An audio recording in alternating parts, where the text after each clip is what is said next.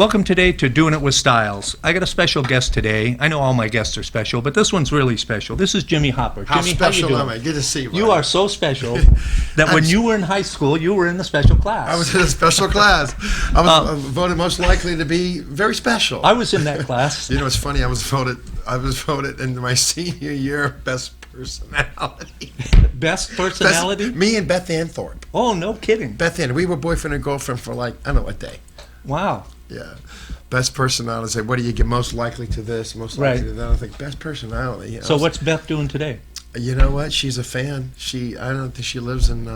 You keep up with her on Facebook and social media? No. But she's. I think she still lives back in Virginia, where I grew up. You know? Oh, okay. So, but we were boyfriend and girlfriend for a minute. I don't think I even kissed her. I was like really shy, you know. Until I started kissing girls, and I was like, "Whoa, this is like crack." I noticed that. Yeah. So, Jimmy, what the heck are you doing here today?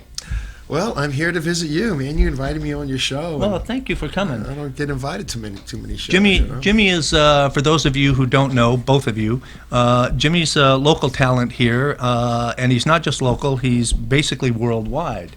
You could say that. I've worked in New Zealand. Absolutely. I've worked in Mexico. And you have a show that you do that I really love the concept.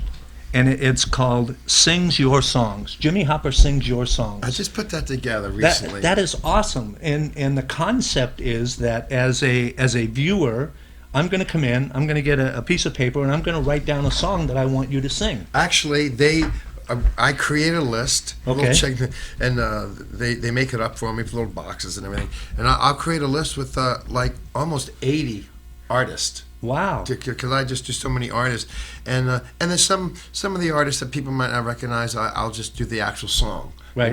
You know, and then they just do the checkbox, and I'm like, oh my gosh! And so I'm doing it on the fly. So you don't know until 20-30 minutes before the show what you're going to do. That's right. So does that? I mean, I know the songs, but I have to like put them in order and figure something out. Now, is this something that you're doing solo, or do you have a band that backs you up, or it depends. I mean, you know, most of the venues I do out here, I'm doing solo, but you know, I do it with my my tracks that I create myself on my keyboard, and so I can still sound like a 20-piece orchestra. Even when I go out and perform with Royal Caribbean Cruise Lines, I'm going out with them next week. They will provide me with a 10-piece orchestra, and I bring charts for the band. And we get 1 hour to rehearse. It's kind of funny, you know. Yeah. Hey guys, 1 hour. But even then, they have to play the click track. They have to play to my tracks because I sing opera and that kind of stuff. And so I need that oboe or whatever it's in there. So even when I'm with a huge band, they still have to play the tracks. I did a thing. It's like 3 or 4 years ago with the Fullerton Orchestra. Philharmonic, and there was 45 pieces. Wow! And they had to play to my tracks. Wow. It's all about me. It's all about me. so they're all listening to the click track, and really only the drummer, the timpani people that are playing the tempo, the percussionists. Yeah. They listen to the click track. Everyone else can just listen through the monitor and play their strings or whatever it is, and then they can hear it that way. But on the cruise ships, they all listen to click. Wow. Because they have to have that 4 beats before it comes in. And So, do you have a preference? I mean, solo or with a small group or with an orchestra? Is there one that you like or prefer doing more than the other? Or? Yeah, I love the orchestra. Okay. Because there's it's just so big, and the last one I did, I think the reason people come and see me is because I'm always throwing curveballs. I love doing like we did. I'm this orchestra. 45-piece orchestra, right? And what are we doing? Cashmere by Led Zeppelin, right? And and I'm singing this high stuff, and then all of a sudden after that song we'll go into like a Bocelli piece, and I just love going that way. People look at me like, this guy's a freak, and it's like, okay, all right. That's awesome. I just saw on PBS last week. I think it's called Rocktopia. Oh, that's cool. It was a concert that was a live concert that they did in Budapest, and they had the orchestra, and it was a blend of classical and rock. and it was really phenomenal. If you get a chance to see it on PBS, just check it out. It's The whole reason I even went into music, I remember I was a kid. I wasn't even allowed to go. I went to see the first band I ever saw in concert. And I was just like a little kid. I saw the band, Yes, okay. in concert. And when I saw these guys, I just went, oh my gosh, that's what I want to do. Because they were rock musicians that were all playing in a classical format. You know, they all have classical backgrounds. Right, kind of like ELO. Yeah, yes, Yeah. and kind of like Queen. Yeah. Queen's another band. Absolutely, yeah. Freddie Mercury. Well, I like that quote, by the way. I got to bring this up now, and I forget who it was that said that you were a combination of Freddie Mercury and Andre Bocelli. right. What a pair! When I read that in the that was years ago. I Yeah. was here in Vegas. I think it might have been during the time I was at the Bellagio, and when I read that in the paper, I'm like, I like that because that's just true. Yeah. You know, Freddie Mercury meets Andrea Bocelli. You know, and people are like, everyone loves Freddie Mercury. You know, Yeah. he was so entertaining. He was just so animated. You know, and a great singer. And just the music that they wrote, just, I mean, Bohemian Rhapsody has to be right up there with Hotel California, Yeah. with Stairway to Heaven, you know, American Pie, maybe Bye Bye Miss American Pie. I don't know if that American Pie is even in that category, but Well, I like it. it's interesting enough, not to get off subject, but I found this out like a few weeks ago. I had no idea. The song Hotel California, Yes. the Eagles, that song, not the album, Right. that song generated $500 million for that band. That The song. original version, That song. not the Yeah, acoustic the version. original not- version. yeah, but the original. You know, I don't even know about the 500 acoustic million version. bucks. $500 million, that one song I got to start writing a song. generated. Can you believe that? And I don't even know. I don't even know about the acoustical version. Yeah, Because they when must that have came gone out and out, bought that too. when that came out, that blew me away. I mean, I think because Clapton started all that. Yeah. You know, with Layla. yeah, You know, because that was a great song, the way Derek and the Dominoes song. yeah, and all the unplugged on MTV and stuff I like think that. he kind of started that, really. Yeah. I could be wrong, but and I do that too. I do that in my show. See, that's I'll do an unplugged series, which is kind of cool too, and Just you and the guitar and just on the guitar. go to town. In the Ron DeCar Center, I've done it there. Even You have a show coming up there, don't you? I have a show coming up this Friday night. All right. Yeah, What time? 7 o'clock or what time can you PM, make right? it? Yeah, You have to say AM or PM because this is Las Vegas, right? 7 o'clock p.m. if Okay, you can all right, make it. cool. This Saturday. And that's 7 o'clock. over on Las Vegas Boulevard, just off of Charleston, or is it on Charleston? Kind of just like, off of, yeah, it's 1201 Las Vegas Boulevard, and There you you're right, go. it's just, it would be just north of Charleston. Charleston, right? Or south, wouldn't it? Yeah. 'cause Well, it's- south is going towards Trop. that's exactly. yeah. So it's south. So okay, cool. Yeah, that's a nice little venue over I there. love that venue. I Yeah. sound really good in that venue, and I love doing it. You know, it's Ron is and his partner. They're great people, and they're very decorative in their room. Yeah. It sounds great. Juan, that does the my lighting and sound, does a great job, and Ron loves to come up and sing with me. You know. Oh, cool. He loves to come up and do a song. He's very animated. Loves to do that Phantom of the Opera thing. It's all cool, you know. I never had any props. I'm always like, sail. You know, like, got your hand over your face. Okay, one hand on the keyboard. Without slighting anyone here in town, do you have a favorite or a preferential venue that you like to play at, Well, or one that you always like going there? Can't wait to get back. You got to pick at least one. yeah. Well, you know, it's my favorite venue was the one that just, you know, brought my status here, which was from 2000, 2006, was the Bellagio at the Fontana, which was an amazing room. But of course, a lot of them are closing. You know, Yeah. I had so many people come support us there. I mean, everyone would come see us afterwards. Jimmy Hopper's band, they're the guys to go see after our show. I mean, Elton and Bono and Edge. Well, I'm in the show one night, and Bono is saying, "You're an inspiration to us all." I'm like, "Get the hell out. Really? Really?" That's gotta blow you away. Could you repeat that on my phone? No, but Kenny Loggins, Babyface, Whitney, everyone would come in and hang with us. I remember one night I'm performing a song called "The One" by Elton John. You know, saw you dancing on the ocean, and a beautiful song. Wasn't like, you know, Tiny Dancer, one of those kind of tunes. And so we did that song, and we really did a good job of it. And I get this note from the manager of the room, just on a napkin. I'm performing it, and it just says, "He's here." And I'm like, and so after our show, we were invited to his show the next night at Caesars. And the whole The Red band, Piano? The whole band went. Wow. And I'm like a little boy, and I'm standing up, and the band's like, "What are you doing?" I'm going, "He might bring me up." And they're like, "He's not going to bring you up." He might. He's not going to bring you up. Sit down and be a good boy. You know, I'm like, Elton.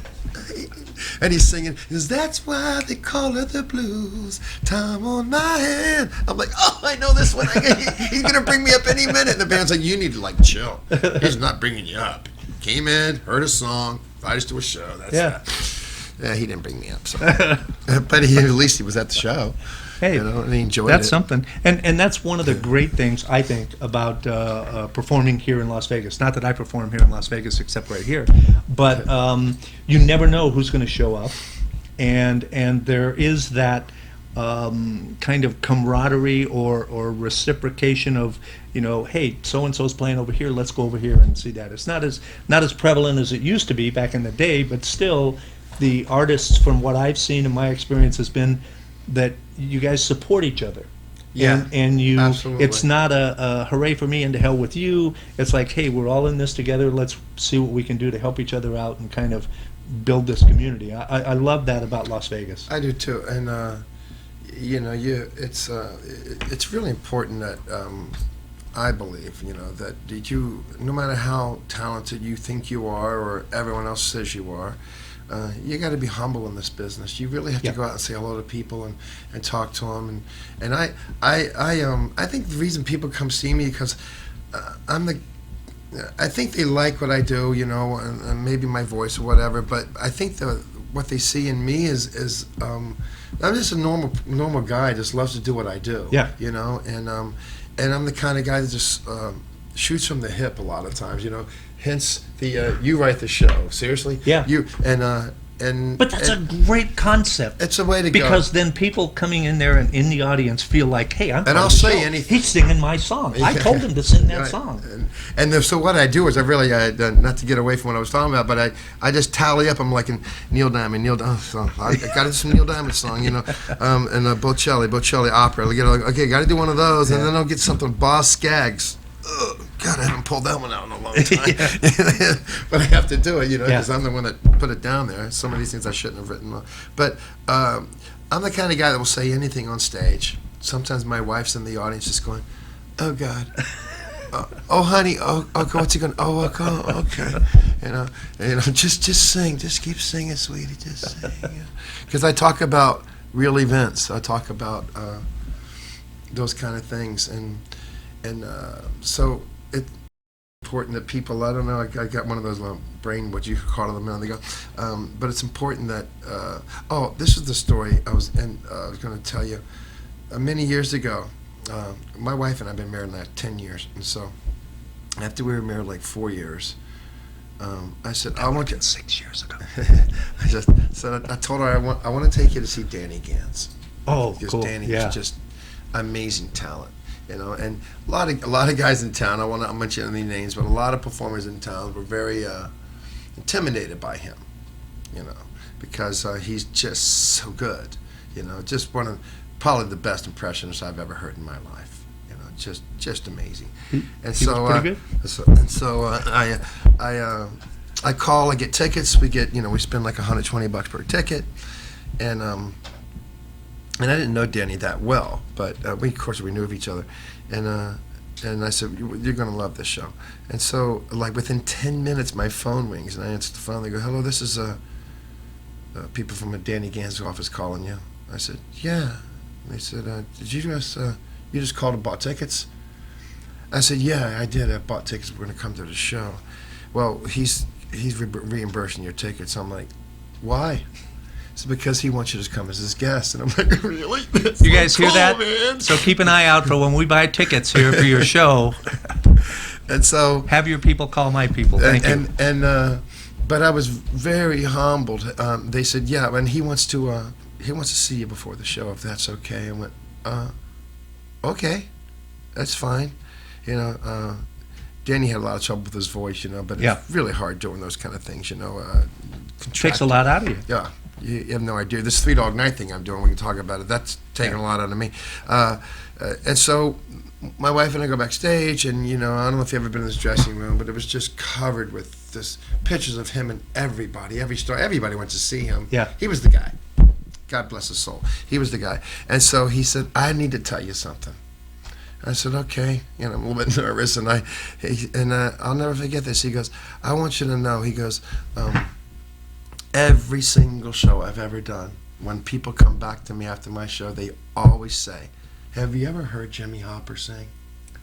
And I was like, wow, that's very cool. You know, and what do you say to something like that? I mean, you know, Danny Gann was a star here, and not that you're not, but still, when someone tells you something like that, well, it's very humbling, you know. And I said to him, look, is there anywhere you can share any of that $20 million you're making a year? No, I didn't say that. but he was, what a talent, what a talent. You know, when I heard the news, it was terrible, but just great. I Googled him, like, I don't know, I was in Newport Beach 3 weeks ago, and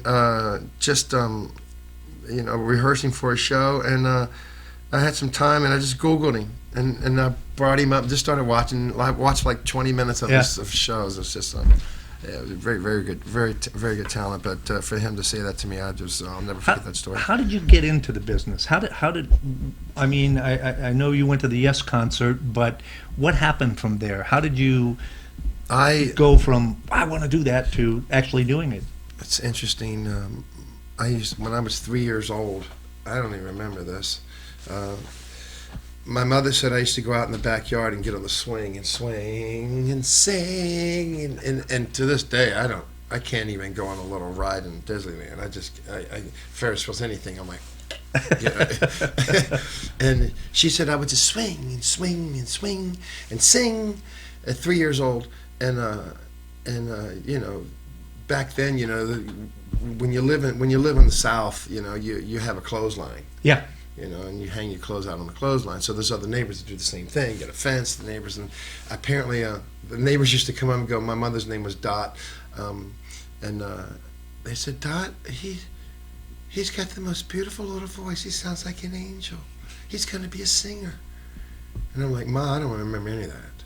You know, she goes, well, that's what they used to say about you. But I got my first guitar when I was like 4. Wow.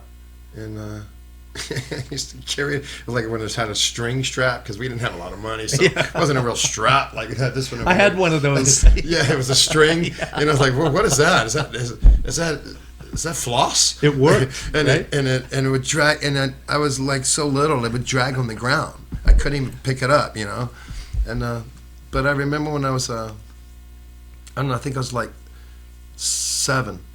I don't know how old are you in the 4th grade? 9 maybe? Yeah. Yeah. I was in the 4th grade, and my father, who was a veteran, he brought home one of a young serviceman with him one day. He said, Jimmy, this is so and so. He's going to show you a couple chords on the guitar. Then he showed me 3 chords, like a D, a G, and an F or something, or a C, and then I just took off from there. And then it was later, it wasn't even until my 20s till I started playing the piano. Yeah. And I got pretty good at the piano. Cool. I didn't even know I'd get that good. It's interesting. And we have we're so like, you know, the idea is to be like 150% be an egomaniac on stage with yourself, make these people love you, but be humble. You know, you have to be humble. You have to be, you know, but you have to be very confident, you know, to deliver that stuff. I don't mean being an egomaniac. I just mean deliver the goods. And make sure you count your blessings and you go out and talk to people when you're done. But if I'd looked back today, what I write on the keyboard, the drums, the bass, the strings, all that stuff, people say, you went to Juilliard, right? I went, no, I went to like Burger King and hung out. And because I'm all self-taught. I taught myself everything. You know, I don't read music, but if today, listening to what I've created today, 20 years ago, I'd say that's not me. Yeah. I can never do that, because back in the day, I had to have bands, you know. But doing that and not being able to read music, but to be able to create it, I think is a blessing in the sense that you feel that music. That maybe, okay, you went to school, you learned how to write music, you transcribe it and all that stuff and blah, blah, blah, and you sit there and play it, but I don't know that you're feeling it like you would. Exactly. Because it's coming from the heart, Well, and it's coming from the inside out, and you're giving a gift that you've received. you just hit it. Yeah. You just hit the operative word right there is gift, and that's what I have. I have a gift. My mother used to always say, "You count your blessings, Jimmy Hopper," because I do have a gift. You know, I don't know where it came from, and I'll get people to come up to me and say, "Can you teach me to sing? Can you give me vocal lessons?" And I'm like, "No, I don't know how to do that, really." Back in the '80s, I was singing like that.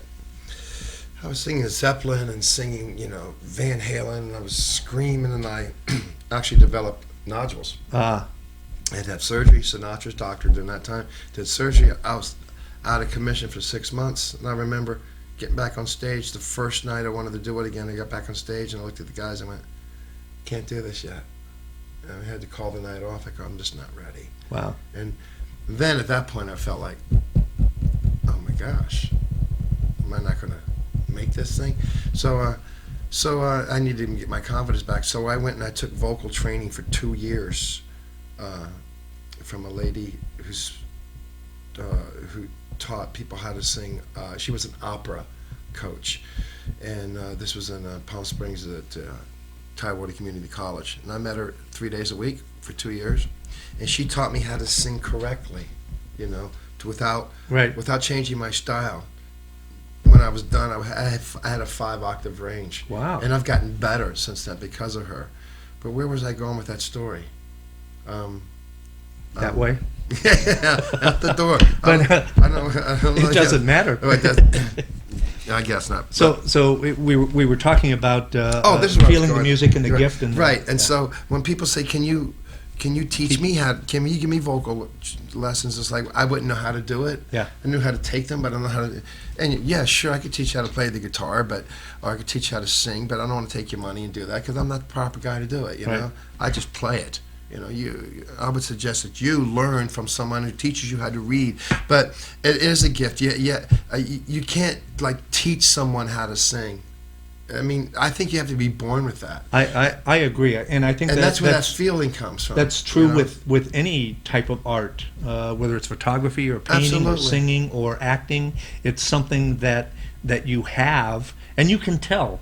You can tell the performers or the artists who have that, and the others that are just up there going through the motions. And a friend of mine was telling me they were watching a show on Netflix recently, and all of the actors and actresses were basically just up there reading lines. Right. You know, and it was like, you know, what is this? And yes, you can get paid to do that, but I don't consider that an artist. And you know, there's a lot of artists that there's people that can play, you know, bum, bum, ba-da-dum, bum, bum, bum, you know, and they play and they read, but then there's people that take that same line that don't read. They go bum, ba-da-dum, bum, ba-dum. That's that feeling. That's that passion that a lot of readers don't have. You know, example, Mira Homik, my violinist that tours with me. She's beautiful. She is now Dr. Mira Homik. She is now first violinist in the Las Vegas Symphony out here. Wow. She comes here. She's first violinist, and she's incredibly talented. She's just amazing. However, if we're on stage jamming, my guitar player, who's also a very talented guy, Gary Bruno, who's classically trained, I can say, "Take it," and he can just rock off and go there.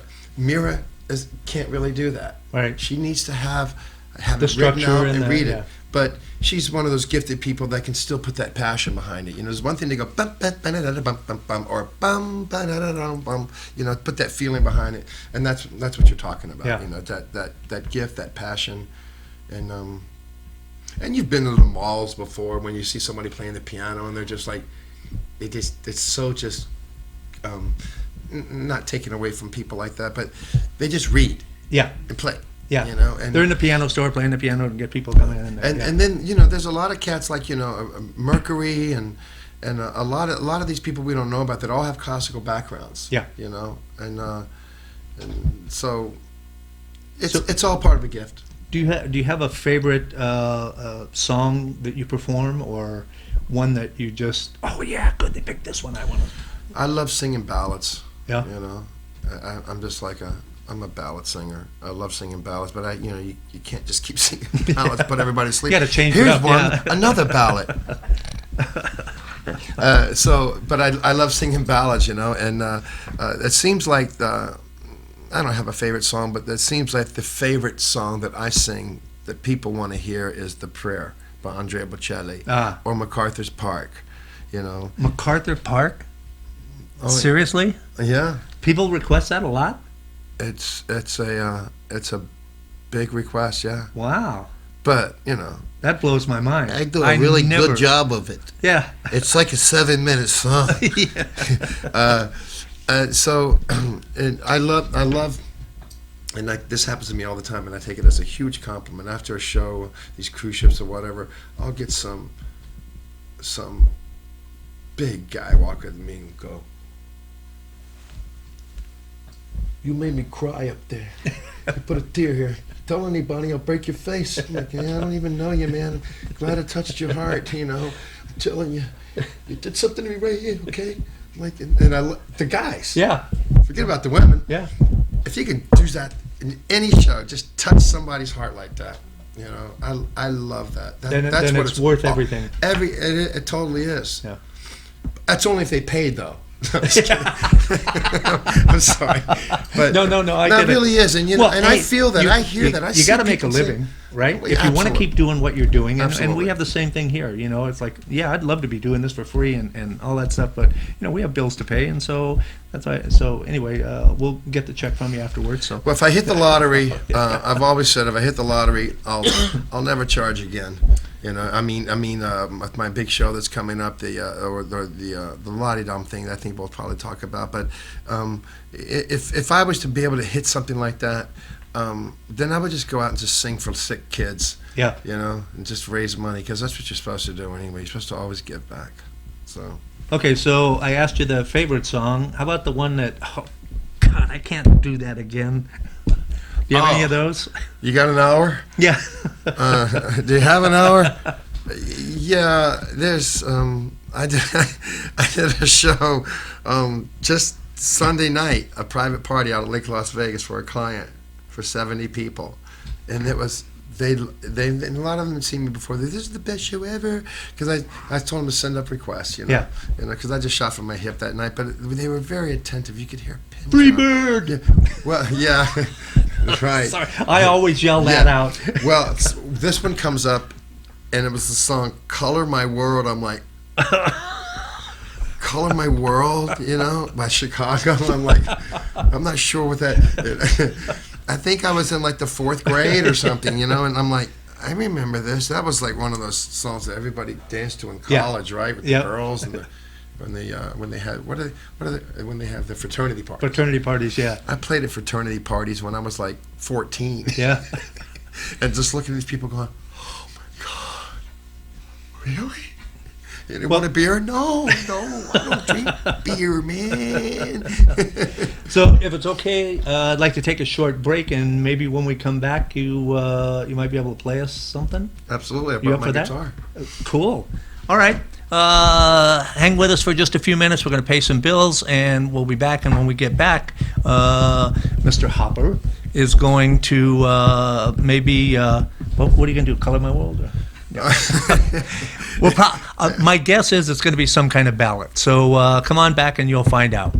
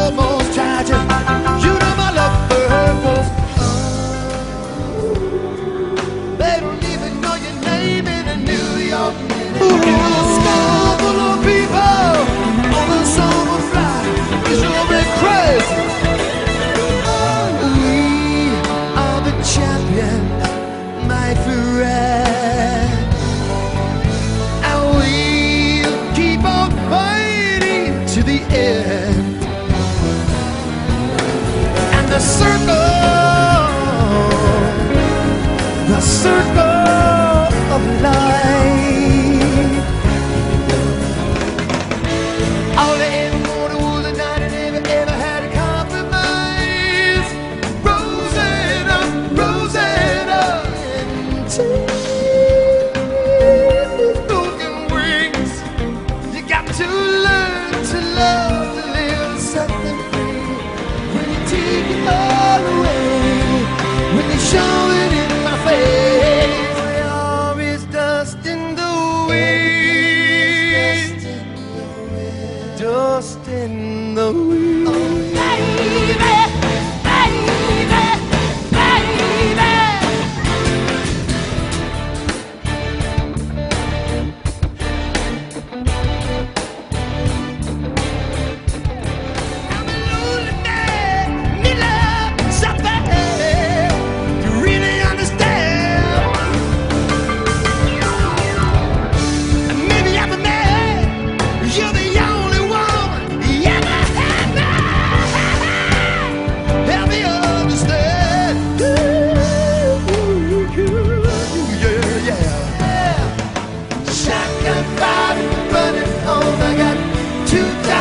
Telephone, alright.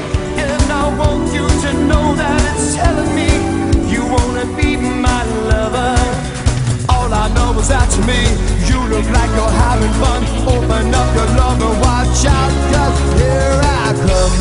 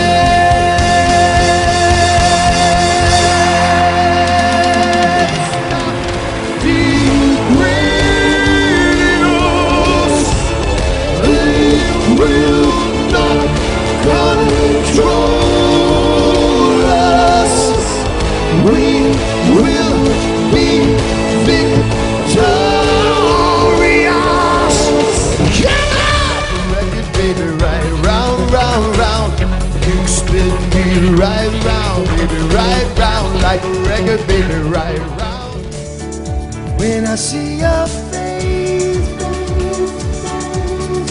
not a thing that I'll change, 'cause you're amazing, just the way you are. And when you smile, you sit down in that chair right there, let me show you how it's done. We said, live in the house in the rising sun, chicken in the graveyard, picking up those. You don't have no jack, no.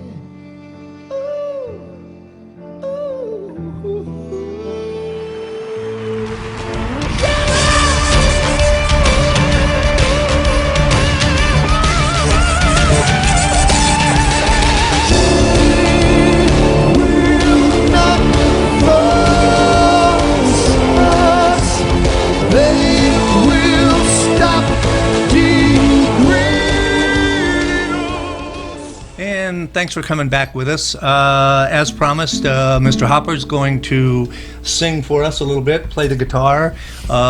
So this is the exclusive Jimmy Hopper Unplugged, Doing It with Styles. Mr. Hopper. Thank you. No, it's like 5 a.m., folks, so, you know, my voice at 5 a.m. That's not that early, but this is a song, let's see, I just started doing this one. Everybody remembers Kenny Loggins, you know? Absolutely. Even though we ain't got money, I'm so in. So this is a song written by his cousin, Dave Loggins, and this is about the only song that Dave, I think, ever wrote, but you only need one, Lady in Red. Oh, yeah, You know? absolutely. And this is from Dave Loggins, a great song. I love the lyric to this song, because it's really about a musician who's traveling, and he's in love, and he wants his girl to be with him, and she's just constantly saying, no, come home, come home.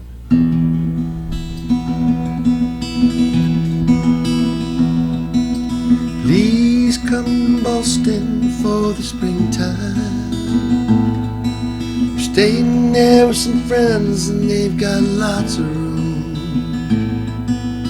You can sell your paintings on the sidewalk, buy a cafe where I hope to be working soon. Please come to Boston. She said no, boy, you come home to me. She said, a rambling boy, why don't you settle down? Boston ain't your kind of town. There ain't no gold and there ain't nobody like me. I'm the #1 fan of the man from Tennessee. Please come to Denver with the snowfall. We'll move up into the mountains so far where we can't be found. We'll throw our love you echoes down the canyon, and then lie awake at night until the stars come around. Please come to Denver. She said no, boy, you come home to me. She said, oh, rambling boy, why don't you settle down? Denver ain't your kind of town. There ain't no gold and there ain't nobody like me. I'm the #1 fan of the man from Tennessee. Now this drifter's world goes round and round, and I doubt if it's ever gonna stop. Of all the things I've lost and found, and all they ain't got, relate to somebody I can sing to. Please come to LA to live forever. California life alone is just too hard to bear. I live in a house that looks out over the ocean. There's some stars that fell from the sky up on the hill from there. Please come to LA. She just said no, boy, you come home to me. And she said, this rambling boy, why don't you settle down? LA ain't your kind of town. There ain't no gold and there ain't nobody like me. I'm the #1 fan of the man from Tennessee. I'm the #1 fan of the man from Tennessee.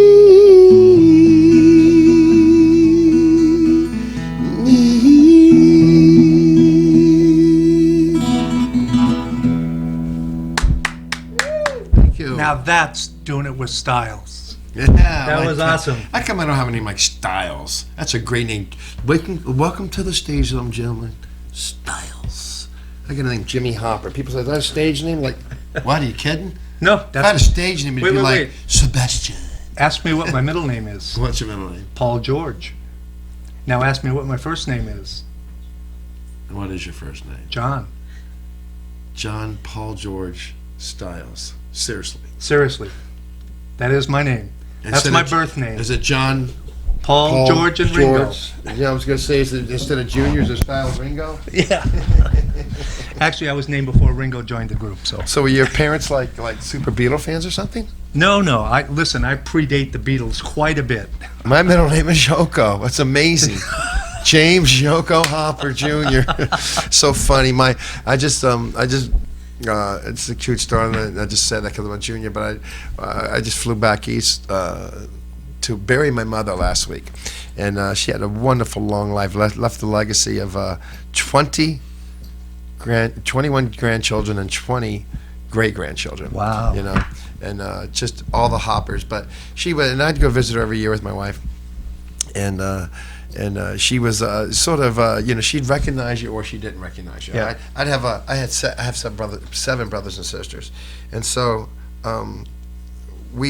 I used to like to go visit her, go to the home, sit in the living room, play the piano for all the people, and they sit Right. there. And I always say this on stage because it's really kind of cute. I think they were a great audience. I see trees of green, red roses too. And they'd be, oh, he's just wonderful. And then they all fall asleep. You put an old person to sleep or a baby, you sound good. You got it. Yeah. A little child or someone, if they go to sleep to your music, then you know that you're soothing them. But So I'm gonna have to get one of your CDs and play if it. you start sleeping, you're in trouble. You're not old enough yet. So I walked up to my mother. I hadn't seen her in a year, and I walked up to her. Mind you, I've got 7 brothers and sisters, and I kneel down and I look at her and I go, "Hi." She goes, "Hi." I go, "Do you know who I am?" She goes, "You're Jimmy." I go, "That's right, Mom. I'm your first son. I'm your 3rd child. I was named after my father. I'm his junior." She goes, "Oh, honey, your dad died long before you were born." I went, "What?" "What? I had you there. Did I just lose you?" That means Michael and Teresa and Dave and Allison are all orphans? God bless you, mate. I gave her a big kiss. "Oh, he died long before you were born, honey." I went, "What? Seriously?" Isn't that a cute story? God bless her soul. Oh, that's awesome. Oh, gosh. And thank you for sharing that. That's great. That's great. I every miss her already. Yeah. But she's so happy, man. I know she's in a good place. I told my wife, I want to die in your arms, but I want to die looking at you, knowing who you are. Yeah. And I don't want you to be changing my diapers. Yeah. And I'm going to have a needle ready. When the time has come, you just, come on. There you go. I want you to kiss me goodbye, kiss me goodnight, instead of changing my diapers. I don't want that. I hear you. So you got a lot going on here coming up this next month or two, huh? I heard Yes. you were going on a cruise. I know. I don't get enough of them, but they are great. Yeah. The What do you like most about doing the cruises? What I like is playing with the 10-piece orchestra, but what I really like about it is doing 2 one-hour shows. And you're done. A week? You're done. Yeah. Well, see, I didn't know when I first got my first cruise. I was like, well, Jimmy, you're on Wednesday night. You have a 6:30 and 8:30 seating, and the theaters are beautiful. Oh, and then what? Then just enjoy the cruise. Well, who's on Wednesday night? Oh, we have Carrot Top. Oh, well, who's on Thursday night? We have this small Circus de Soleil thing. Oh, that's how it works. And Friday night, we have a comedian. Saturday we have a magician. Yeah. Oh, on Sunday when we go? When we go back, well, we have the Royal Caribbean dancers and singers. And I'm like, oh, this is really cool. But, you think about it, these people are paying big money. They want to see a different show every night. Absolutely. But, I'm such an egomaniac. I'm like, well, I could do a different show every night. Yeah. You can write the show. If it sucks, that's your fault. Well, you know what? I didn't think about that, but that's one of the excuses for, Jimmy Hopper sings your songs. Because if your show does suck, you can blame That's the right. audience, right? You You guys should have picked better stuff. Right. You know? If you had picked better songs, this would have been a better show, so you got no excuse. Well, I like that. No, that's brilliant. Well, That's absolutely brilliant. I used back in the days in Bellagio, and we had a great band. Jamie Borden on drums, Jimmy Crespo from Aerosmith and Rod Stewart's band on guitar, David Ragsdale from Kansas, Dust in the Wind, Kansas. Yeah. Danielle Bell was our backup singer, Brian Hicks on the keyboards. Just a great band. And that's why everybody came to see us. The stars came to see us. We weren't in a big showroom, although Fontana was a beautiful room. What's his name? That singer from New York. God, what's his- There's quite a few singers oh from New gosh, York. he played piano and Oh, Billy Joel. no. He's from Jersey. Now this guy was No, did he's from New York. Broadway and gay and great. He opened up the Fontana, but it just didn't work or something. I don't know. Oh, wait. Oh gosh, I can't think of his name, and that's terrible because he's a great talent. He's got his own club out there, the Carlisle and the. But anyway, it's a Fontana Do was you a know who beautiful I am? room. Do you know who I used to be? The mind's the first thing to go. I know. Thank God. I'm just sitting here thinking, I know who he's talking about. I absolutely can see It'll the come guy. to me and when we're done with the show. I can't think of his name. So sorry. Go ahead. So that was a beautiful room, and we worked hard in that room. We did 2 90-minute shows, but geez, Siegfried and Roy did 2 90-minute shows. I never understood that. And I understood why you guys don't have to do that, but they did. Yeah. Siegfried would come in every Tuesday night to see me, and he'd say, "Okay, that was wonderful. Walk me to my valet." And go, "All right, dude, fine," And he'd, "What I want to tell you about the babies and the tigers and stuff." And I'd be, "Okay, but we don't have to touch that." I loved him. He was great. You know what? Roy didn't come see me a lot, but Siegfried was a big fan, and that whole tragic thing that happened, I was so taken back by that. And that week, I was opening up for, personally, I just did like 2 songs.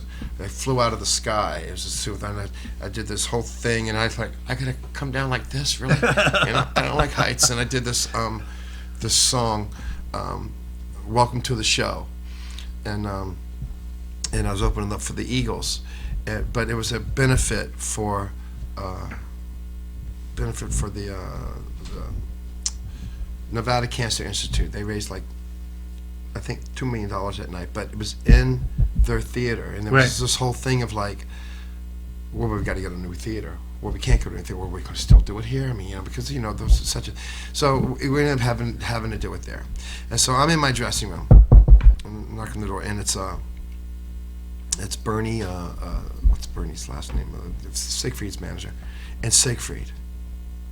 And he walks in, and I just put my arm around him, and I hug him, and I kiss him on the cheek. I go, "I'm so sorry. I don't know what to tell you, man. I'm just so sorry." He goes, "You know where you're at right now?" I said, "No." He goes, "You're in Roy's dressing room. No one ever has used this dressing room other than Roy, but I wanted you to have it." Wow. I'm like, "Dude, I'm gonna kiss you on the mouth now." No, it was and wonderful people. Did you get pictures? Or? Yeah. Sorry. No, I didn't. That might be worth something in my retirement. So I liked Siegfried, but so that room was a great room, and they all came to see us after their show. If it wasn't Celine, it'd be her one night. It'd be her band, and it's even more impressive and humbled to have the bands come and see you, that wanted to see you. Right. We just had a great crowd. Those were great days. I still to this day, and that was 10 years ago now. Jeez Louise. Easy. To this day, that people approach me at the airport, the people behind the counter. "You're that guy, Jimmy Hopper. I should come see you at the Bellagio." Oh, very cool.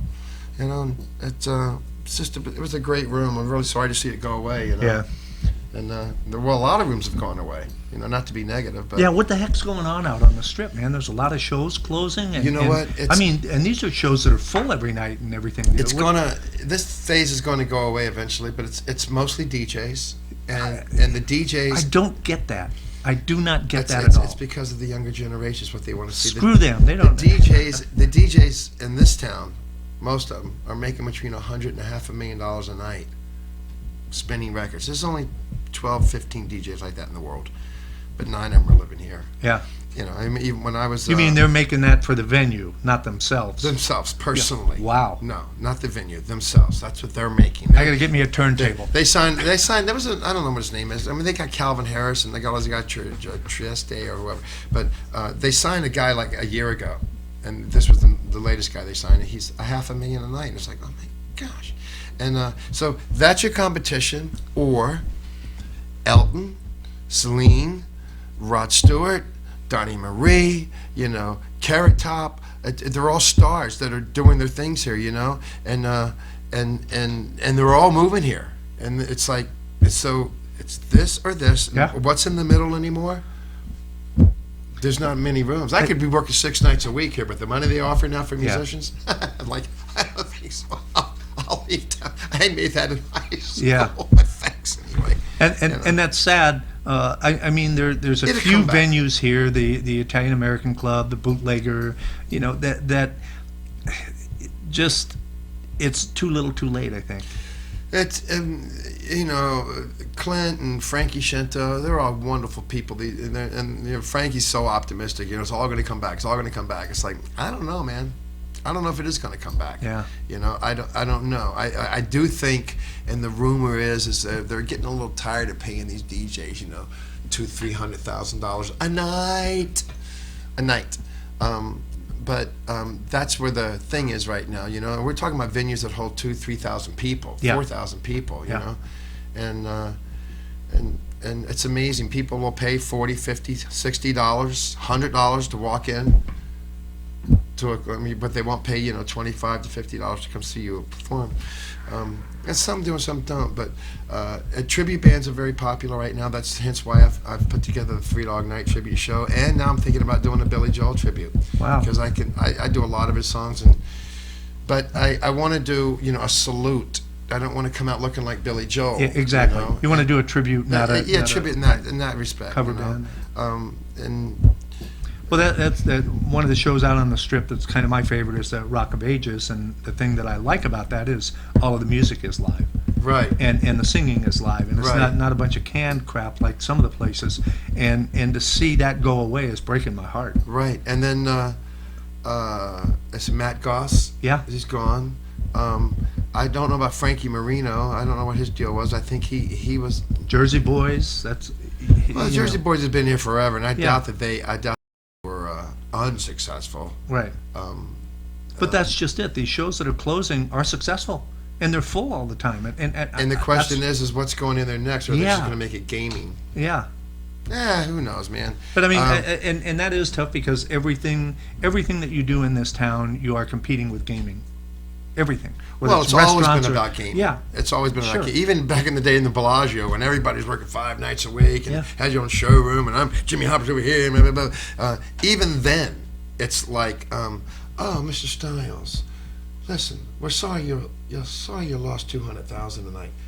Come over to the Fontana. We have a great singer, Jimmy Hopper. We're going to get you champagne, a couple of girls, and just enjoy the show. He's going to ease the pain. And they'd say, like, yeah, he did. Yeah. He eased the pain for an hour. He was really good. Yeah, I enjoyed that, but I just lost 200. But that's all we are. Right. We're just something to soften them up for a minute, you know? Yeah. That's all we've ever been.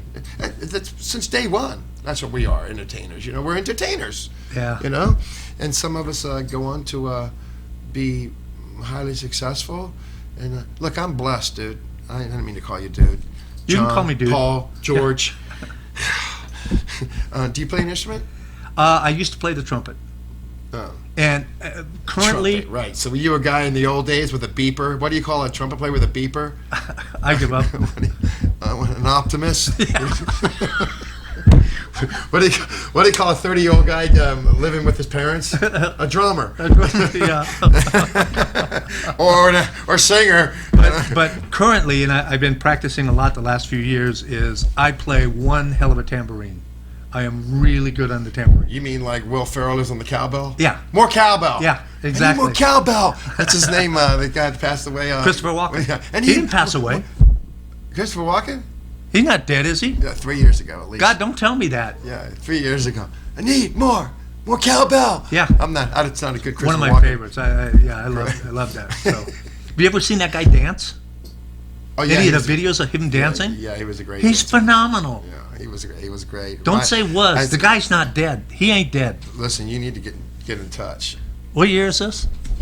I'm going to say Christopher Walken passed away 3-4 years ago. Yeah, maybe not 4 years, but it's been at least 2. But that's great. I love those Saturday night things. My favorite Saturday night performer to this day still makes me cry because he was like a little boy. Was Oh yeah, that guy. Chris No.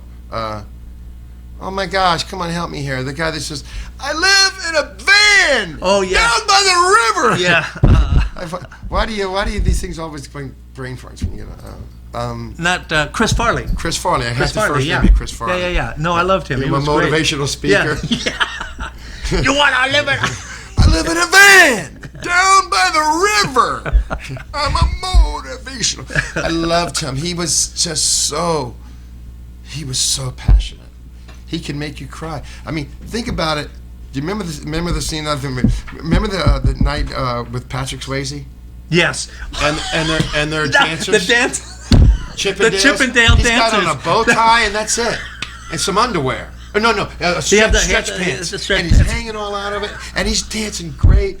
I just love that as entertainers. I just think that's wonderful. Okay, I just got a special bulletin that Christopher Walken still lives. My bad, and I should be punished for that. Thank God. Let me get the cat of nine tails. Yes. All right, and that's a whole different show that we'll be doing with a whole Is that different bad guest karma? later tonight. I'm so happy to hear that. I'm going to celebrate. Yeah, that's not good karma. Yeah, no kidding. See, and I hope he's not watching because he may come get you. Yeah, I know a guy that knows a freaking guy that knows about guys and says other things about guys. Yeah. Okay? I know a guy for $40 a limb. Really? Yeah. So this has been awesome. What else would you like to talk about before we rock on out of here, my man? I don't know. Just, go to my website, jimmyhopper.com, or Facebook me. That would be great. And be my friend. I friend everybody. I have like 4,000 friends and know about 10 of them. No, I'm just teasing. I do have a lot of friends, and that's just what we're doing now. That's the way of the world. Facebook and those kind of things. Social and media. I'm still trying to learn how to tweet, and then Instagram and all that. I think I have some of that down. But Facebook me and be my friend. And you can always go to my website or my Facebook page and see where I'm going to be performing. I'll be this Friday. I think I'm going to be this Friday at the Ron DeCar. There's so many parties going around town, but we're selling tickets now, and you can come to that. It's a great venue. It really is. It's a great little intimate venue. It's a large intimate venue. It is. It holds about 260 people, and it's beautiful inside. And I sound really good in that venue. Some venues you sound good in, some venues you sound great in. So. I have two last questions. All right. Number one, what is the one thing that you want people out there watching to know about Jimmy Hopper? What is the one thing above all that you want them to know about you? That I'm really here for you. I sing for the people. They say you have to love yourself before you can love anybody else, and I do. And we have intimate times when we're alone and we don't think we're this and adequate for that. But when I get on stage, I give 150%. And we talked earlier about how if I can just touch one person's heart, man, that's what it's about for me. And I really sing for you, because if you're not there, I can't perform. And so that's why I do it. I really do. I don't do it for me. I do it for you, and that's why I give what I give. That's awesome. What's your question number two? That was a crock what I just said. No, it's true. I believe that's true. It is true. From what I know about you. Question number two. If your wife was sitting here and I asked her, what would she like the people out there to know about Jimmy Hopper, what do you think she would say? Keeping in mind that she may at some point in time see this. Mm-hmm. I think she'd say that he's really a good kisser and a good cuddler. I cuddle with her more than she does with me.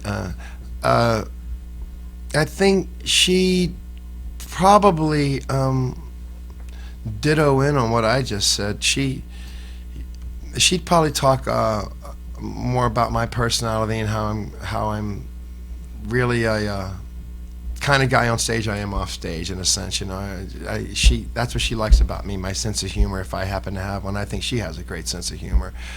But I think that's what she say. It's funny, I'll sometimes say at the end of my show, you make sure you tell everybody when the show's over, we're going drinking. I'm going out. We're going to rock and roll.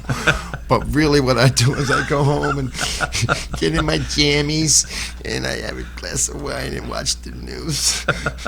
No, I don't. I go out and I rock and roll. I party with the hardest people. I party with everybody. Don't you see me out there? And we've seen you out there. Right. Look, there's Jimmy. Where's he going? Looks like he's going home. He was wearing his pajamas. That's what my wife would say, probably. I don't know. You know, if she's mad at me, it's funny. One of her most amazing pieces of art that I've seen her do. It's this weird kind of abstract thing. It's like Picasso-ish or something. I'm like, this is amazing. This is my favorite piece. She goes, you don't know how angry I was at you that night when I did this. I went, what? What? Not all of it, but most of it. And I'm like, well, okay. I was really angry with you that night. Why? This is so good. Well, Jimmy, I'd like to thank you so much. Thanks, I Styles. seriously Thank you, seriously man. appreciate you coming here. I'm humble. Thank you sharing for your letting time. me on. And I'd like to thank you folks out there, too, for watching and spending your time with us. And like I always say, if you're going to do it with styles. Thank you. Peace.